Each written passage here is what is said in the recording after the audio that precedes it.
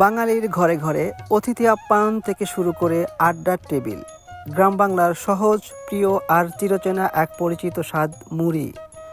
দর্শক, রয়েছি সাঁথিয়া উপজেলার গৌরীগ্রাম বাজারের ইকরজানা নামক এক গ্রামে, যেখানে গ্রাম বাংলার সেই সনাতন পদ্ধতির পরিবর্তে আধুনিক পদ্ধতিতে দ্রুত সময়ের মধ্যে মুড়ি ভাজা হচ্ছে।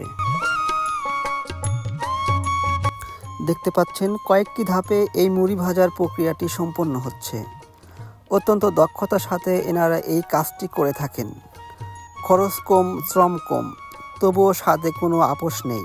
গ্রাম বাংলার সেই চিরচেনা স্বাদই এখন পাচ্ছে আধুনিক রূপ।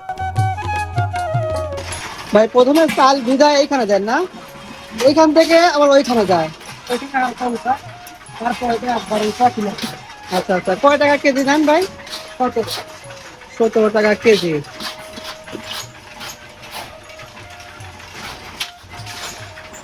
আপনার 1 কেজি চালের মুড়ি বাঁচতে আপনাদের কত সময় লাগবে? না, 1 মণ, সরি, 1 মণ চালের 1 ঘন্টা লাগবে। আচ্ছা,